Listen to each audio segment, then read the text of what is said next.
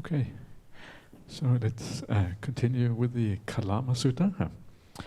And we have just been talking about the qualities of the Buddha. So this is what these Kalamas, what they hear about. They hear that this person has all these qualities. And of course, then they're probably quite impressed, when they hear about all these marvelous qualities. And there's those are the main qualities, and it goes on a little bit. So I'll just talk about the last remaining ones as well.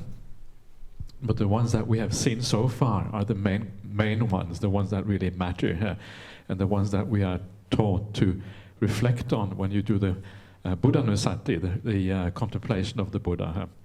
But it goes on a little bit, and what it says here in the last part here is, having realized by his own direct knowledge this world with its devas, Mara, Brahma, this population with its ascetics and Brahmins, its devas, and humans, he makes it known to others.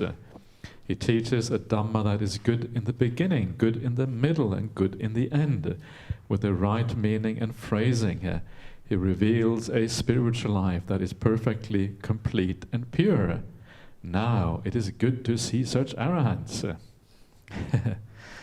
So it's good to see arahants. That's what it says here. So this, what this means is, first of all, having realized with his own direct knowledge. This is obviously an important point. This is important because the point about the Buddha is it's someone who actually understands what is happening. It's not just a hearsay or tradition or anything like that. It's someone who has direct insight.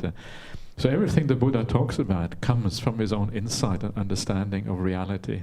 And that makes an enormous difference, because it means it has supposed to be certain. It's not something handed down. There's a degree of certainty to it. At least that's the claim, and it's up to us to evaluate whether that is right or not. But that is the Buddha's claim. He says, I have seen this. Listen, this is what I've seen. Check it out. And then we try to check it out. That's what we try to do in our meditation practice. And what he has realized is this whole thing, the devas, the maras, and Brahma, and all of this. And these, of course, is basically the idea of the world. These are words, devas, brahmas, and mara. These were words that existed at the time of the Buddha in Indian society. So basically the Buddha is saying, well, I've seen all this. I know what all this is about. I understand this. So he has understood the universe. That's what this is about, including, of course, things like rebirth. And the population with this ascetics and Brahmins is this. India at that time was a very interesting society because it had all these various religions, all the various philosophies. You had all these ascetics wandering around India proclaiming their doctrine. My doctrine is right, everyone else is wrong. Listen to me, don't listen to those fools over there. This was kind of India at that time, and they were having arguments one way and the other. It must have been a very colorful society, and they would have these debates and things going on. And they were always claiming that they were best. There's a nice passage somewhere in the suttas which talks about how they were arguing with each other. And they were like that. Your doctrine is, my doctrine is right, yours is wrong. Your doctrine has been overthrown. Rescue your doctrine if you can. That's what kind of the challenge they had to each other in those days. So quite colorful. And so understanding the population with its ascetics and Brahmins, samana, brahmana, pajaya. Paja is like a population or generation. It means understanding all the various doctrines, how they fit in, which ones are right, to what extent they are right, etc. That's how I understand that passage.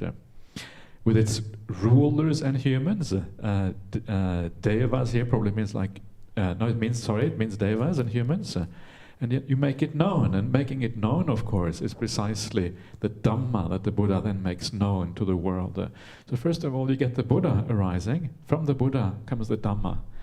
Buddha, Dhamma, Sangha. Buddha first, and the Buddha is the primary arising of things. Then you have the Dhamma, and then the Sangha arise as a consequence of that when you practice and listen to those teachings.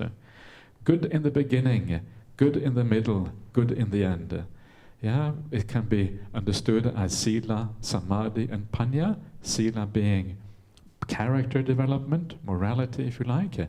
Samadhi being the meditation practice, including deep states of stillness, and the panya being the wisdom that arises as a consequence of that. Each step of the path is a positive thing. Adi kalyana. Kalyana is like good. or nice or beautiful. Adi is in the beginning. So it's good all the way through. And this is one of the reasons why I say, when you are here, when you do your meditation practice, enjoy it. It's supposed to be good. In the beginning, in the middle. This is what it says right here. The Buddha says it's good in the middle. It's not painful in the middle, then it's good in the end. Once I get through the pain, it will be okay. It doesn't work. It's good all the way through. And this is kind of the beauty of this. So remember that. You're supposed to be enjoyable. There is enough problems in life already. Is there anyone here who hasn't got enough problems? Okay, if you haven't got enough problems, then maybe have a lot of pain in your meditation. But if you have enough problems already, don't have pain in the meditation practice. Try to enjoy it. This is the purpose. This is the wonderful thing about the Buddhist path, is precisely this, that it is supposed to be a positive thing that supports our life, that makes life better. Everyone has enough problems already. Ajahn Brahm, he's one of the happiest people I know. He has enough problems already. What about everyone else? Even the Buddha had enough problems already. And he was fully enlightened, let alone everyone else. So make it enjoyable, fulfill this promise of the teachings, and then you are getting the maximum out of it. Of course, it's not always going to be happy, there's going to be little problems, of course, but general trend, it should be a positive thing. Good in the beginning, good in the middle, good in the end. Actually, good in the middle, good in the beginning, better in the middle, the best in the end. That's really what it means. It's getting better and better. This is what kind of the implication here. With the right meaning and the right phrasing. Sa atta, sa vyanjana. Atta is the goal or the purpose or the aim of the path, the meaning, what it's all leading towards. It has a good end, a good goal, a good purpose. A meaningful endpoint.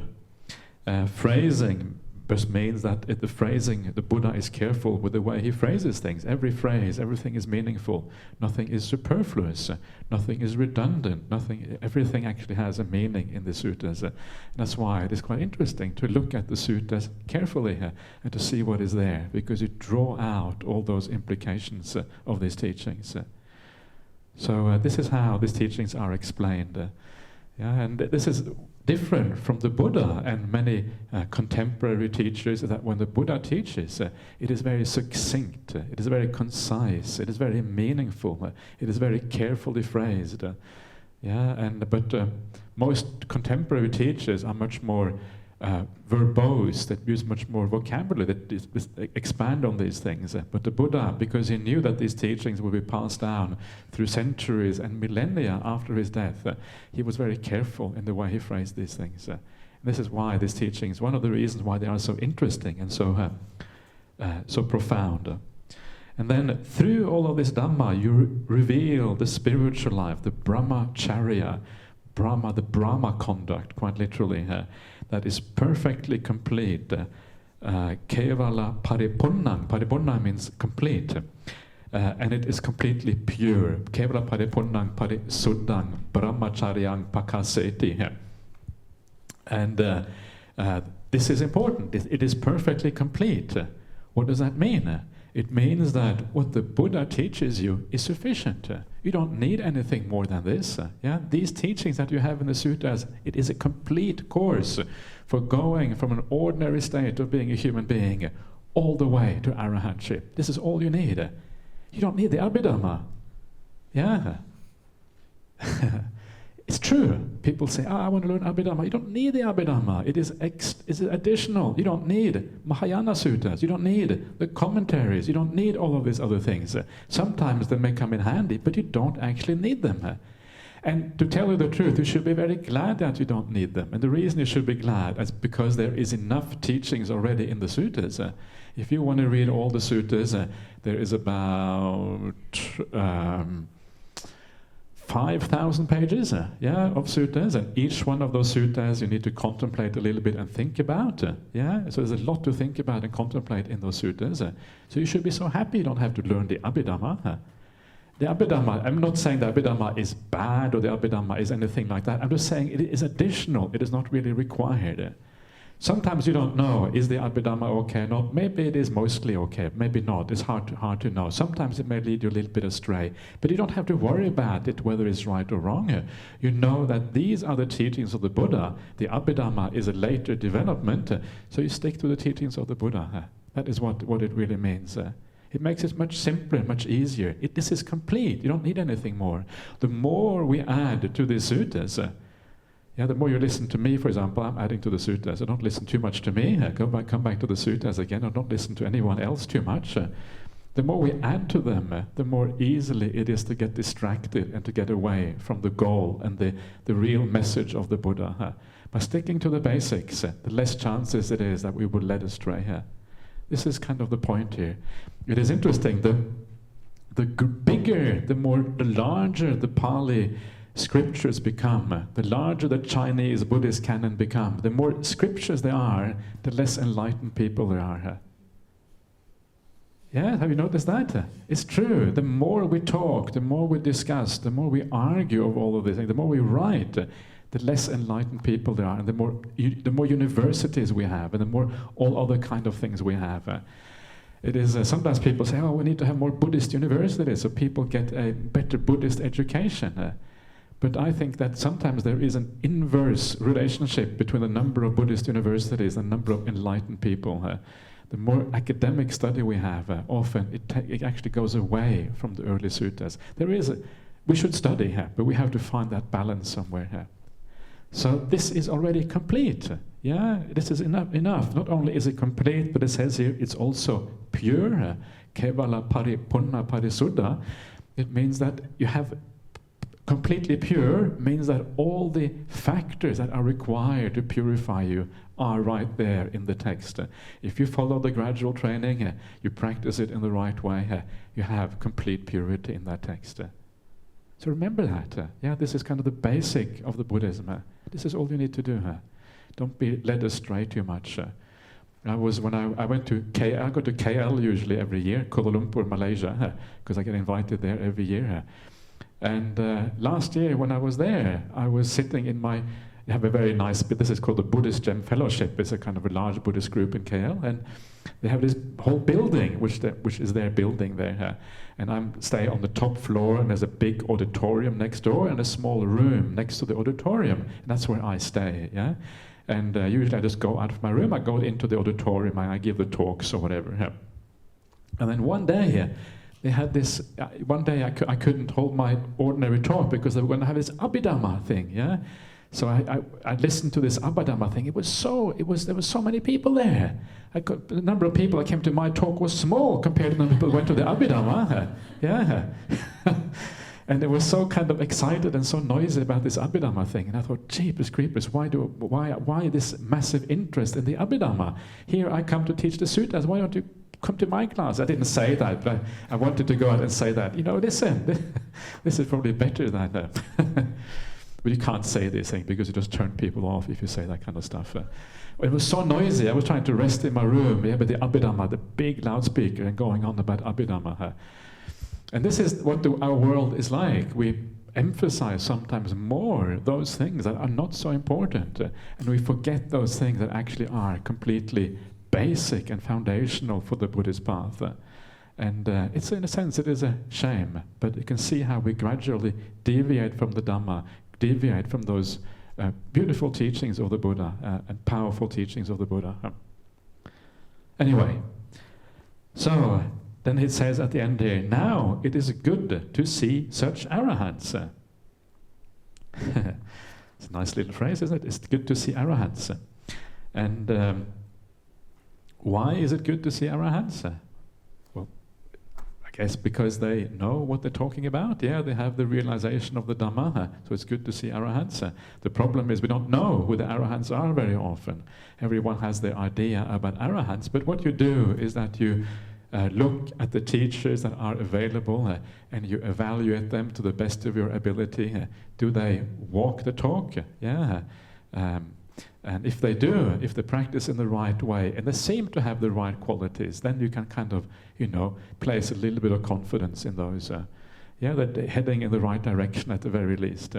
But the reason why it is so useful to see arahants, and this is one of the little teachings somewhere else in the suttas, that is where the Buddha says something to the effect that just seeing an arahant in the world, just seeing such a person is of incredible benefit and advantage. Yeah, just seeing the arahant.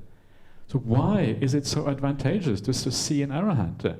And the reason is, if you see somebody like that, someone who is really purified, someone who has no greed and no anger, someone who is very wise and gentle, when you see that, you see a possibility, you see a potential for what it means to develop the human qualities to the maximum. Suddenly you see something else. Most of the people that we see in our life, they are greedy and angry. They are a bit like everyone else. Yeah, that's what we see most of the time. And suddenly you see someone who's different. And you wonder, how is this possible? Yeah, here is someone who actually stands out from the crowd. They have obviously achieved something which most people haven't achieved. And just seeing that gives you a sense of there is another possibility in this world. It's possible to achieve something higher. It gives you a feeling that there's something really worthwhile in the world outside of the normal. We don't all have to be greedy all the time. We don't all have to pursue all the things that everyone pursues, but nobody really gets happy. Yeah, you go through life, you do what everyone else does. That's what most people do. Nobody's happy. Nobody's really that happy.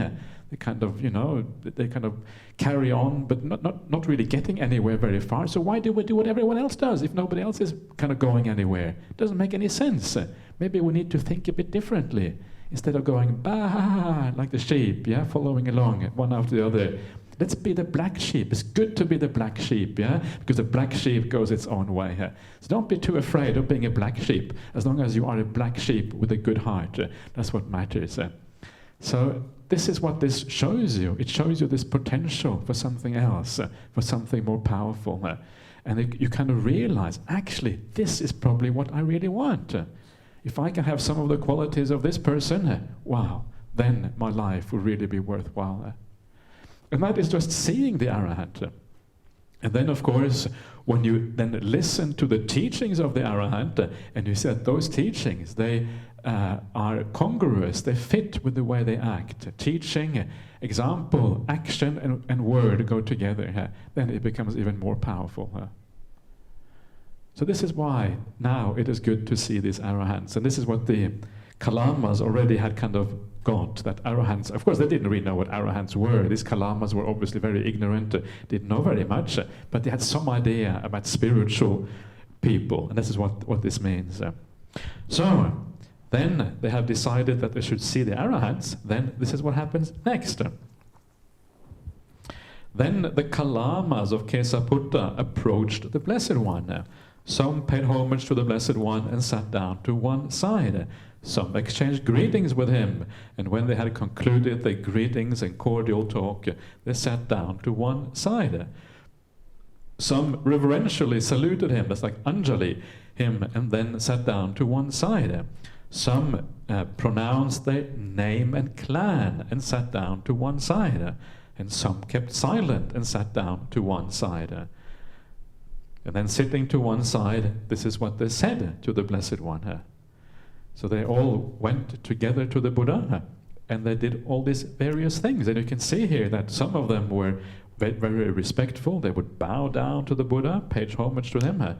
Some of them would just keep silent. Maybe they were uncertain about what was going on. Others would put their hands in Anjali together. So they did all kind of things. And this shows you that at that time in India, you could approach someone who was considered a holy person in whatever way you felt like was okay. Yeah, and that means, of course, it's kind of nice. It means that, when you come to a Buddhist meditation retreat, it means you don't have to act in a certain way. You don't have to be like everyone else. Whatever you feel comfortable with is fine. Yeah, it kind of frees you up to be yourself. You don't have to fit into a mold. You don't have to be kind of, forced to do anything in any particular way. So do things naturally. Do things that come kind of easy for you. This is kind of what this message is, the message of this kind of passage, I think. Yeah. Anyway, so the Kalamas come to the Buddha, and this is what they say. Bhante, there are some ascetics and Brahmins who come to Kesaputta. They explain and elucidate their own doctrines, but disparage, denigrate, deride, and denounce the doctrines of others. But then some other ascetics and Brahmins come to Kesaputta, and they too explain and elucidate their own doctrines, but disparage, denigrate, and deride and denounce the doctrines of others. We are perplexed and in doubt, Bhante, as to which of these good ascetics speak the truth and which speak falsehood. So this is sounds familiar, doesn't it? You hear kind of some people denouncing the others, and then others denouncing the first ones again, and this is kind of a bit like in the present day when you have so many different religions living together, and everyone, of course, will say that our religion, that is the right one. All these other dodgy religions, don't listen to those. And of course, then you have doubt. So the question here: how do we decide when there are all these different teachings? Different teachings of Buddhism, different religions, all of these things. How do we decide which one is right? And this is what the Buddha is going to talk about next. And so he said, this is his answer here. It is fitting for you to be perplexed, Kalamas. It is fitting for you to be in doubt. Doubt has arisen in you about a perplexing matter.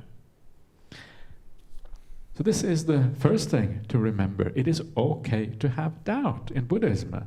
Yeah, if we have doubt, if there are things that are doubtful, it is not only okay to have doubt, we should have doubt. We shouldn't pretend to be certain about things which aren't certain. Doubt is perfectly acceptable. This is the first thing. It's actually quite nice to remember that. And to give you a practical example of how this works, I was just talking about rebirth earlier on, and some of you may kind of have faith in rebirth. You may think that there is such a thing as rebirth. Some of you may be doubtful. But remember, even though you have confidence and faith in rebirth, that doesn't mean that you know that there is rebirth. Knowledge is one thing, faith and confidence is something else. Yeah? And so when someone comes to you and they challenge you and they say, rebirth, what rubbish, superstition, yeah? How can you believe in rebirth? Well, actually, because you know already that you don't know about these things, it makes you less defensive. You don't really have to defend that position because you realize, actually, I don't really know either. So it's okay. If the other person doesn't agree with it, it's actually fine. You don't have to kind of justify that. You don't have to argue with them about these things because you realize that, of course, there is a degree of uncertainty about these things. And there are a lot of things in Buddhism that you may have doubt about. You read the suttas, there are things that you may feel are very strange and very, very hard to believe or whatever.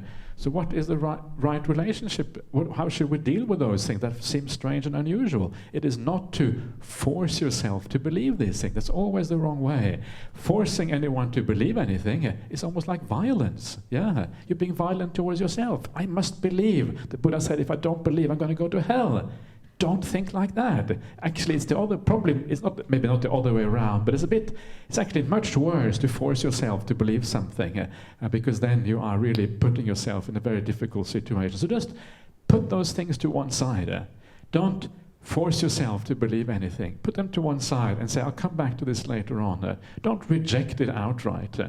When it comes to rebirth, I think the only wrong position is to reject it outright. If you reject it outright, it's like saying, I know better than the Buddha. I wouldn't recommend that. But just have an open mind about it and then come back to it later on. And if ultimately you can't believe in something, then that's so be it. That's fine. That is the right attitude. So, but for these Kalamas, remember the Kalamas here, they have all of these people, they don't really have no idea what is going on. So the Buddha is now going to give them a way of thinking about religious questions, how they can come to their own conclusion about how to decide what actually is right and what is wrong. So this is what the Buddha says next, and what is coming next here is kind of a lot of people in kind of in the Western countries, they really like this next paragraph here because it's sort of, I guess it fits with their worldview or whatever. So this is kind of what has come. I'm not sure how how it is taken by others, but this has kind of become a very important one for many Western Buddhists. And this is what it says. The Buddha says, "Come, Kalamas, do not go by oral tradition, by a lineage of teachers, by hearsay or by report or by whatever, by a collection of scriptures. Don't go by logical reasoning, by inferential reasoning, by reasoned contemplation, by acceptance of a view after reflecting on it, or by the seeming competence of a speaker, or because you think the ascetic is our teacher.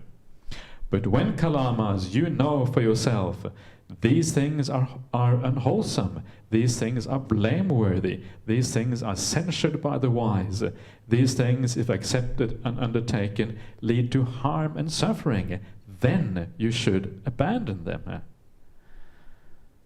Yeah, so here, the Buddha, what he is saying here is that in the final analysis, in the end, so many things may be uncertain, so many things may be unreliable, and because they are unreliable, in the end, we have to rely on our own experience. Yeah, and this kind of, so this is what he is saying here. And it's a very powerful statement, very important to remember this. It means the Buddha is saying we should trust ourselves. We should trust our ability to penetrate and understand these things. Especially if you are new to a teaching like Buddhism, you are allowed to think about these things carefully and then make a judgment about these things. So very, very interesting. And of course, the point here is then to compare the teaching of the Buddha with your own experience. And as you do so, that is how confidence and faith arises in these teachings. So now if you look at this list again, the first 4 parts here are very closely connected to each other. Oral tradition, this is something that's been handed down orally. You don't have that so much these days, but this is what they had at that time. A lineage of teachers, one teacher after the other, passing things on, very similar to the previous one. Hearsay, this just means that it's someone's report or someone's testament or someone's, someone is saying, "Oh, I know this," or "I've heard this from someone else." Very similar again. And then a collection of scriptures. This is more similar to what we have these days. Someone comes and says, "I've got the Bible, I've got the Quran, I've got the Tipitaka, I've got whatever else, I've got the dialects," what was it called, of Confucius or whatever. So all of these things, what's it called? The analects, okay, dialects. There you are. You got the analect, Confucian analect. So all of these things are scriptures that have been handed down. So the Buddha says here to the Kalamas, don't go by these things, go by your own understanding, what you know is right. So why then am I teaching from the suttas?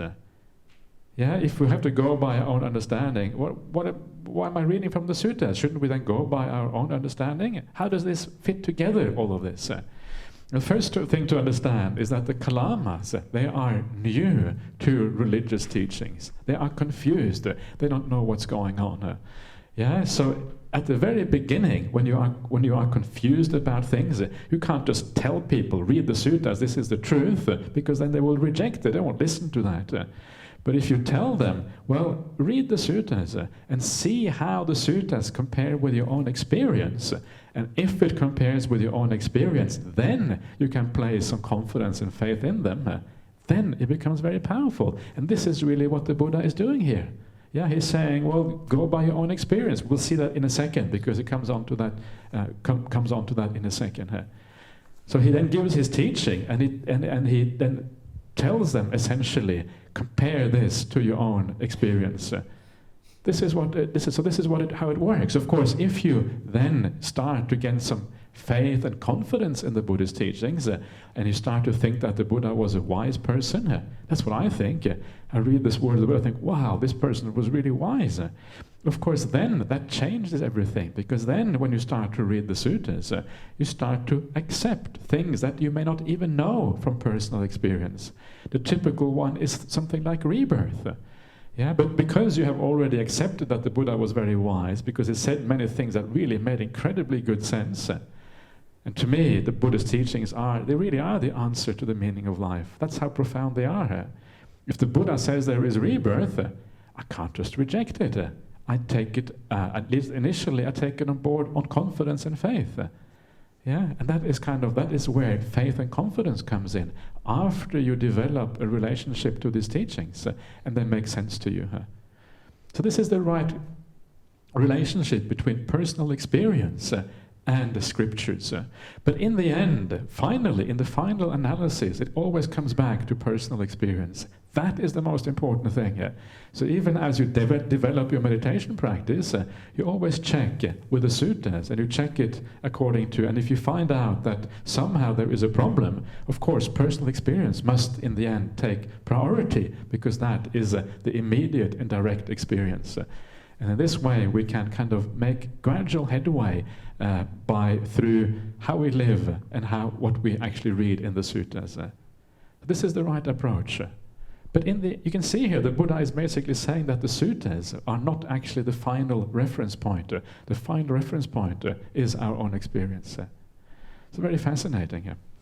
And then we have the next one, the next set of factors here, which is don't go by logical reasoning, by inference, inferential reasoning. Inference means like you know something, and then you kind of you know the consequence of knowing that means something else. You kind of one thing leading to something else.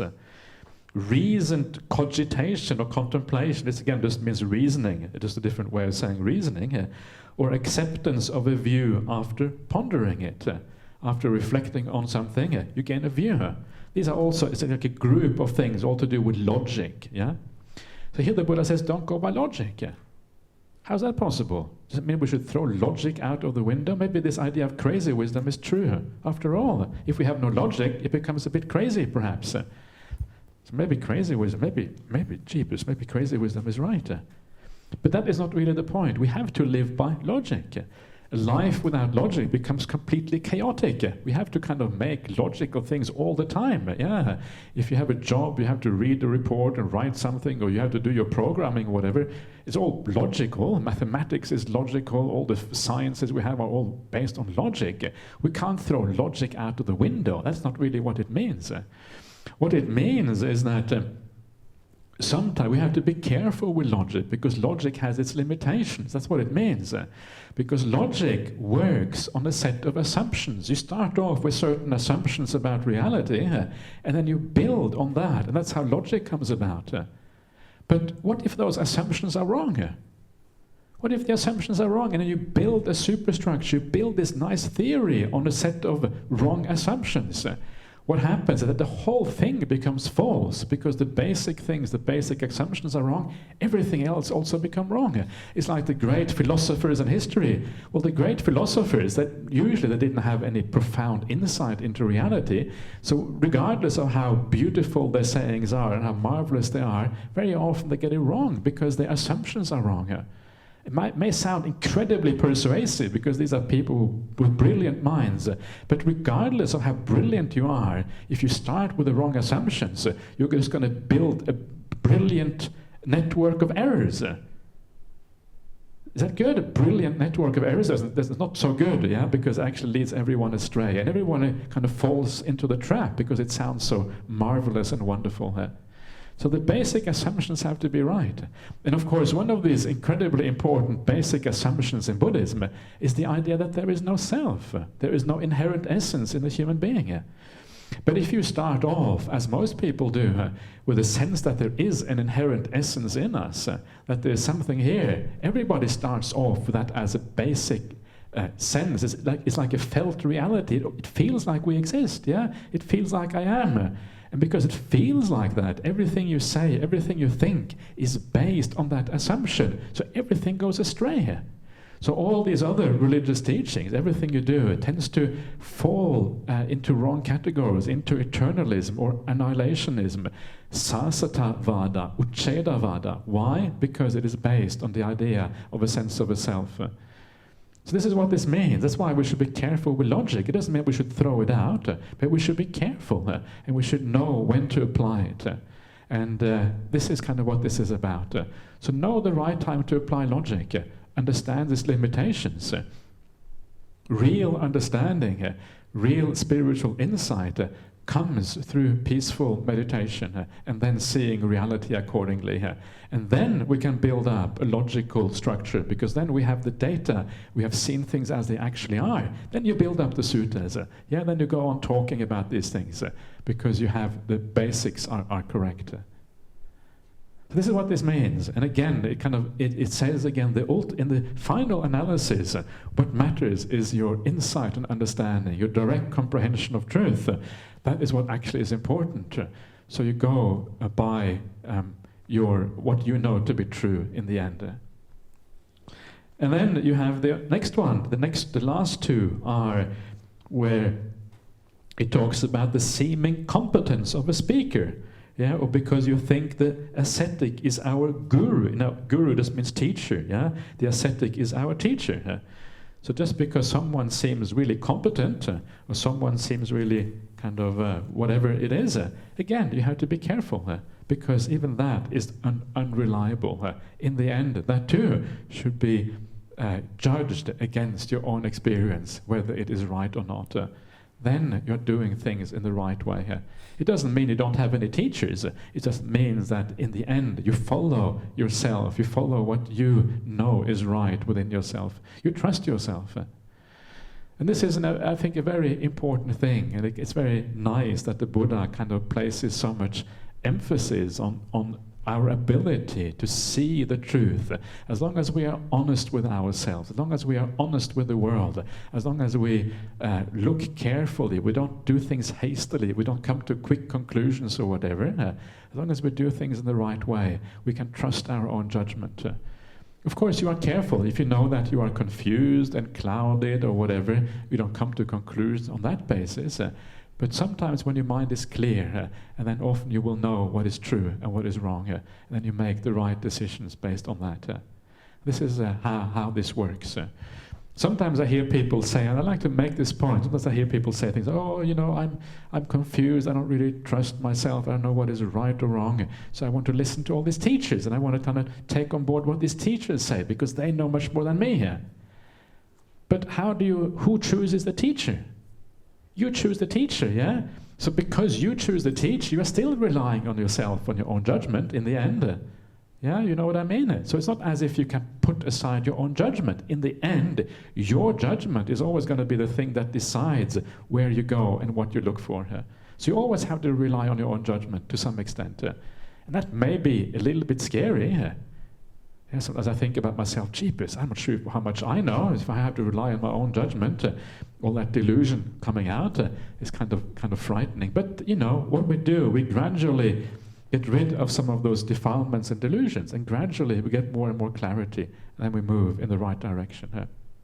So that is this particular sutta. This is why it has been so popular in among some Western Buddhists, and they have tend to taken it way over the top and thinking what it means. Just throw out all the suttas, now just go by our own judgment. That is not what it means.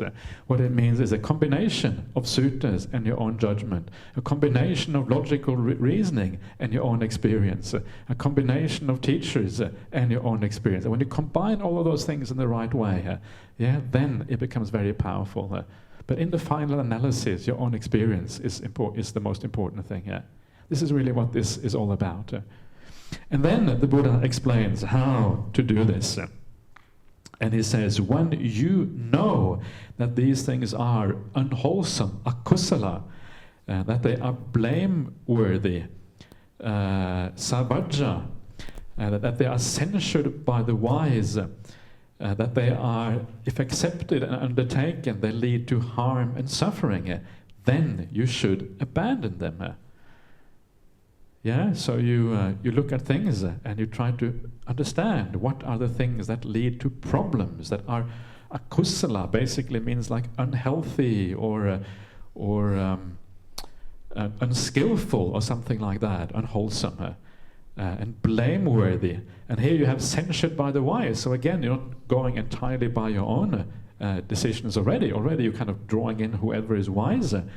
and you know that they lead to harm and suffering, then you should abandon them. So this is how you gradually move out of samsara, by gradually abandoning the unwholesome things and the bad things. And then the Buddha goes into a bit more detail how to do this. What do you think, Kalamas, when greed arises in a person? Is it for their welfare or for their harm? For their harm, Bhante. Kalamas, a greedy person overcome by greed, with mind obsessed by greed, destroys life, takes what is not given. In other words, you steal, transgresses with another person's wife or husband, speaks falsehood, and they encourage others to do likewise. Will that lead to their harm and suffering for a long time? Yes, Bhante. So here, they understand straight away that greed is something bad. Yeah, greed leads to all of these other immoral things. When you are greedy, you do immoral stuff, and this is very different from the kind of the view of the world. The view of the world, is greed is good. You know that view? Greed is good. Yeah, Wall Street, and I think there was there was a very famous investor back in the 1980s, a fellow called Ivan Boesky. I don't know if you heard about him. He was back in the 1980s, and Ivan Boesky, he was one of these people who went around, he was an investor, he went around on university campuses, he gave talks to students. It's terrible, people like that should not be let loose on students, because it's bad news for the students. And he was the one who he's actually said, I think that's where that phrase on Wall Street came from. He actually said to the students, greed is good. Yeah, greed is good. Why? Because greed drives you forward. Yeah, greed makes you work really hard. It's good for the economy because it kind of makes everything works really well. That's kind of the capitalist idea of greed. Greed is good. And then a few years later, you know where he was a few years later? He was in jail. That's what happens when you become too greedy. Why? Because he started to do dodgy things.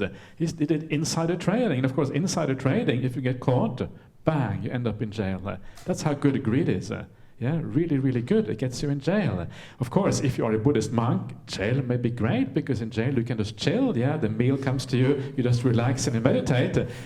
But if you are an investor, jail is no good. It's bad news, especially if you have a lot of pride and ego, like some of these people had.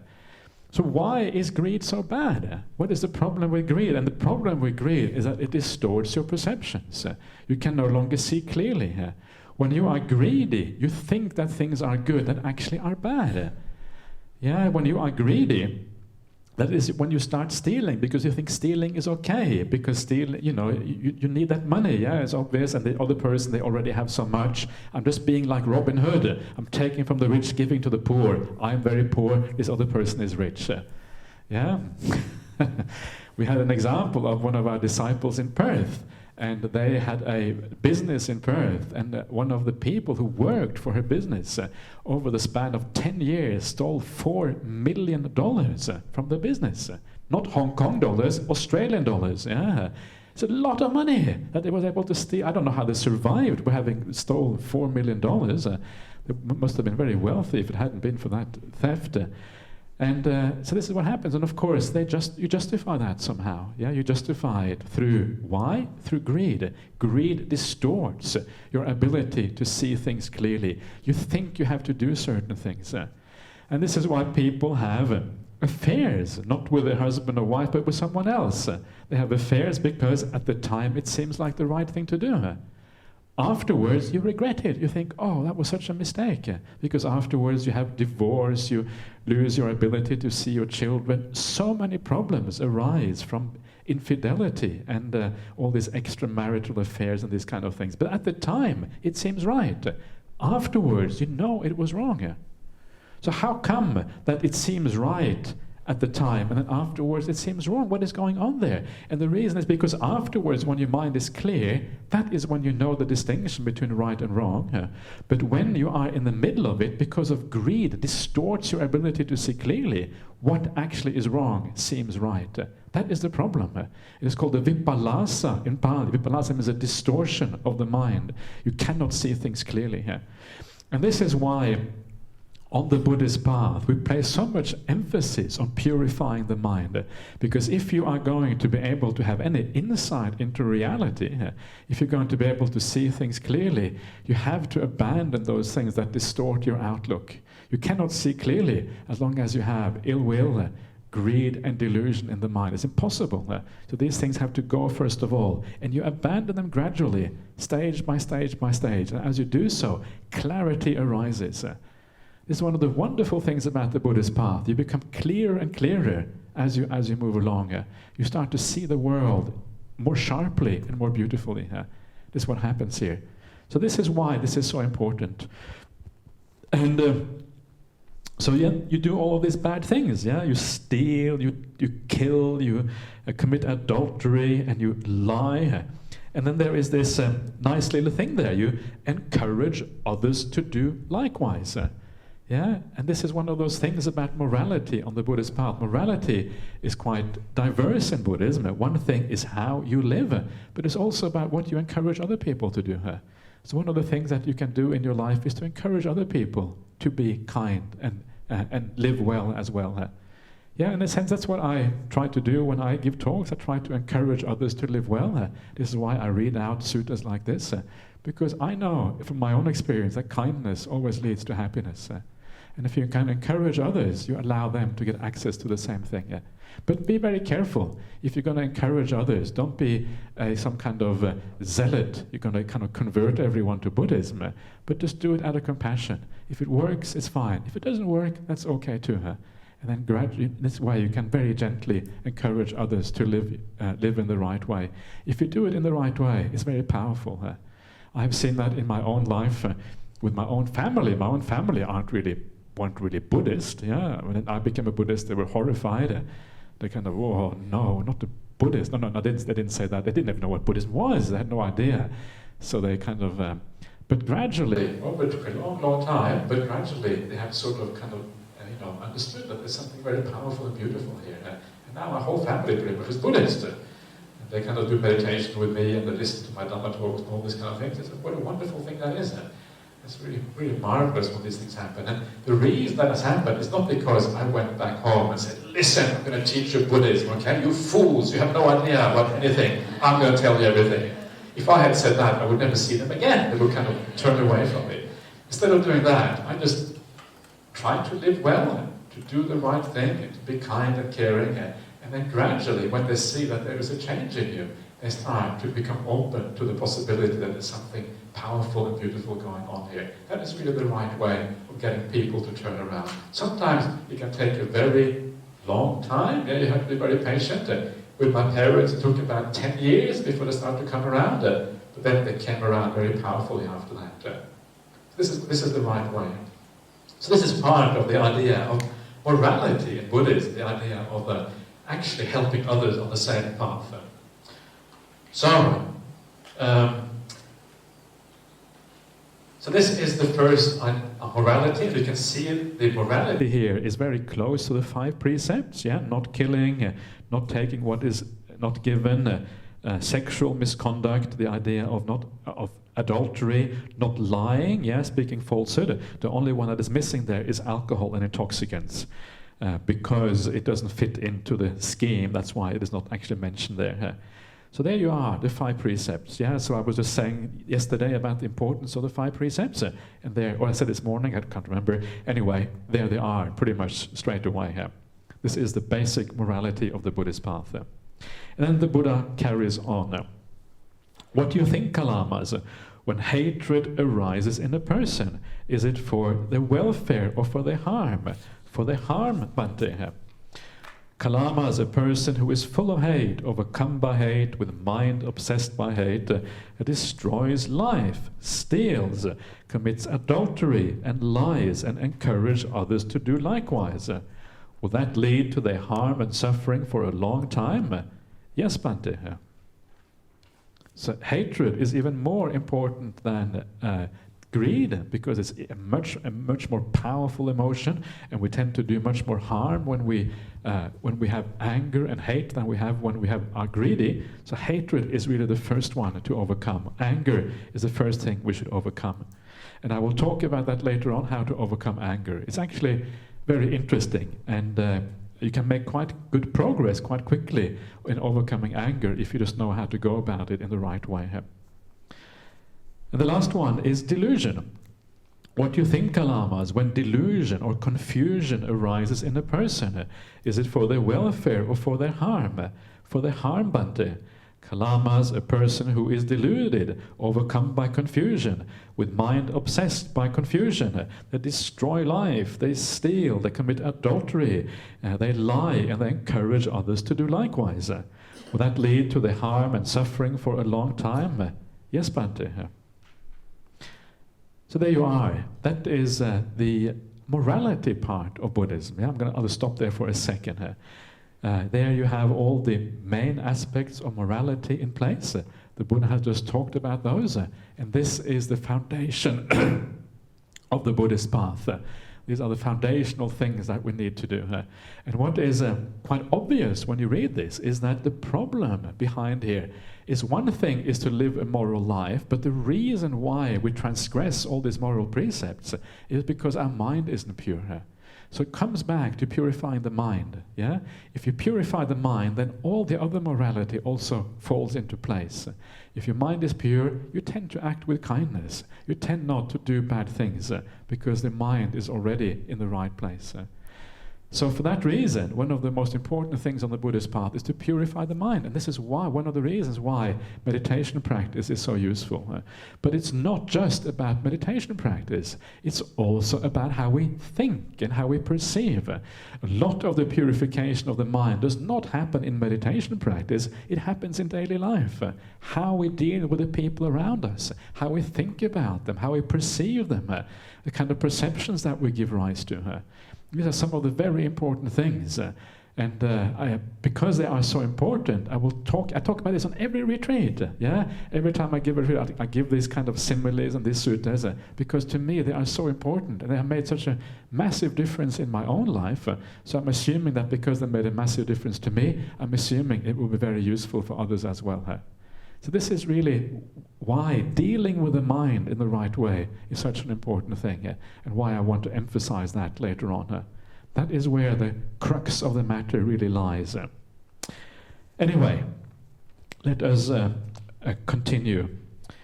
Then the Buddha says, what do you think, Kalamas? Are these things wholesome or unwholesome? Unwholesome, Bhante. Blameless or blameworthy? Blameworthy, Bhante. Censured or praised by the wise? Censured by the wise, Bhante. Accepted and undertaken, do they lead to harm and suffering or not? How do you take it? Accepted and undertaken, these things lead to harm and suffering, so we take it. Yeah, and this is an important thing, and I would recommend you to reflect on this as well in your own life.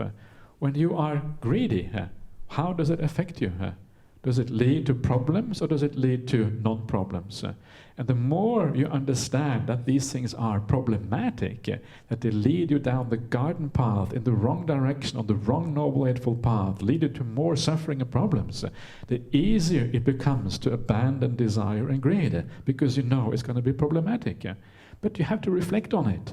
You have to see how it works in your own life to really gain this understanding. Yeah, you probably know this to some extent already, because otherwise you probably wouldn't be here.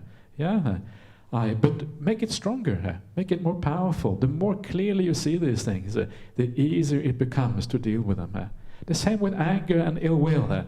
How does it affect you when you're angry with somebody? Sometimes getting angry can make you feel powerful. Yeah, when you are angry, it kind of gives energy and you kind of get things done. But actually, is it really good just because it gives you energy? And the answer is no. It often leads you to do all kinds of bad things. And in the long run, it can be very detrimental. Contemplate that. Try to see the danger in these things. Same thing with delusion and confusion.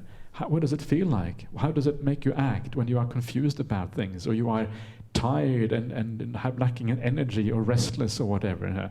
And you will start to understand, uncover the problems in these things. And when you start to uncover the problems, you see clearly what is going on. It will give you that commitment to the practice, perseverance in the practice that will enable you to abandon these things in the long run. Gradually, you let go of these things and you kind of emerge into clarity and light as a consequence. I'm just talking from my own experience. When I started out as a monk 23 years ago, I was really confused and unclear, didn't know what I was doing. But slowly, more clarity, less confusion, more light, more brightness. Such a beautiful thing when that happens. You can see your life transitioning and changing right there before your very eyes, gradually as the years go by. It's such a wonderful thing when you see that. And you know that you are really touching on, as I said so many times already, the meaning of life itself. Anyway, so that is the negative side, and as always in the suttas, when the Buddha has said the negative side about the defilements, there is also the positive side. We can go through the positive side fairly quickly, because it's very similar to what we have just seen. Thus, Kalamas, when I said, come, don't go by oral tradition, all of these things, but when you know for yourself these things are unwholesome, they are blameworthy, censured by the wise. If undertaken and practiced, they lead to harm and suffering. Then you should abandon them. It is because of this that this was said. And come, Kalamas, do not go by oral tradition, by a lineage of teachers, by hearsay or report, by a collection of scriptures, by logical reasoning, by inferential reasoning, by reasoned reflection and acceptance of a view after contemplating it, by the seeming competence of a speaker, because you think the ascetic is our teacher. But when you self-know, these things are wholesome, these things are blameless, these things are praised by the wise, these things, if accepted and undertaken, lead to welfare and happiness, then you should live in accordance with them. What do you think, Kalamas? When non-greed arises in a person, is it for their welfare or for their harm? For their welfare, Bhante. Kalamas, a person without greed, not overcome by greed, their mind not obsessed by greed, does not destroy life, does not take what is not given, does not commit adultery, does not lie, does not encourage others to do likewise. Will that lead to their welfare and happiness for a long time? Yes, Bhante. So this is the alternative, this is the opposite, non-greed. Non-greed does not sound all that inspiring, but with non-greed comes generosity. So what this really means, another way of looking at this, is generosity. You become very generous. You become very open-hearted. You become this person who wants to give and share, who wants to always be kind of available to do what is right and do what is good and help other people out. This is what this is about. It's one of the strange things about the suttas, the way they express things. They express things in a kind of almost like a way which is negative almost. They don't actually say the positive qualities. So you have to understand that underlying this kind of non-greed way of talking actually is also all the positive qualities are just there. Because when you have no greed, actually what you have is generosity instead. That's actually there under the surface. And this is what I was mentioning this morning. When someone who really has and had a real awakening experience, they are incredibly generous people. If you see someone who is an arahant, they will be always wanting to give, always wanting to give a Dhamma talk, always willing to share with you, always willing to do the right thing. Why? Because it just comes out of them naturally. They have abandoned and destroyed greed. And when you destroy greed, you become endlessly generous. Ajahn Brahm is a bit like that. He's like this endlessly generous person, always pouring out of him, always willing to give, always willing to help out. Now he's getting a bit older and a little bit overweight. You maybe have seen that. Tummy is getting quite substantial. And what that means, of course, is energy goes down a little bit. But it's not because of lack of wanting to give. He still wants to give, but of course the physical ability to do things kind of gets reduced a little bit. But that's been his nature for many, many years, almost for as long as I have known him, because he has had very powerful meditation for a very long time. I lived with Ajahn Brahm for 25 years almost. I know him really, really well. Extraordinarily generous person. And it's such a beautiful thing to see that when people abandon their defilements, all these beautiful good qualities come out instead. So this is what this means, yeah? And it means then you abandon the destroying of life. It also means you care for life. You care for other people. You abandon stealing. You become generous. You abandon adultery. In fact, you become interested. Instead of becoming interested in all the sensual pleasures of the world, you become interested in the spiritual happiness instead. You find happiness in a different place. You don't lie anymore.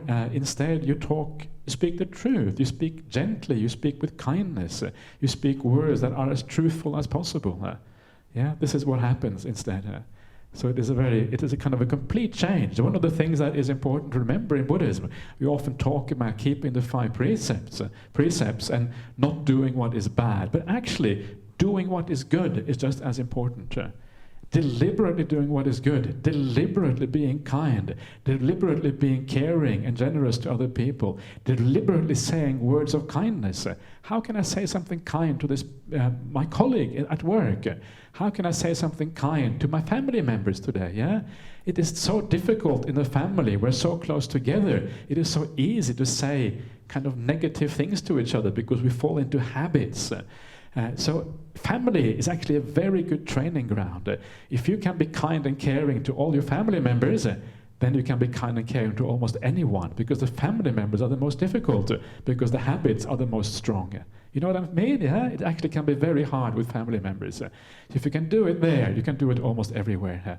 So make your family the training ground and say kind things to them.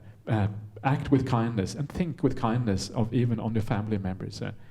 And then you are practicing the right way. This is what morality means in Buddhism. Sila in Buddhism is not confined to not doing what is bad. It is very, very broad. It includes the way we think about things, and it includes all the positive ways of acting here.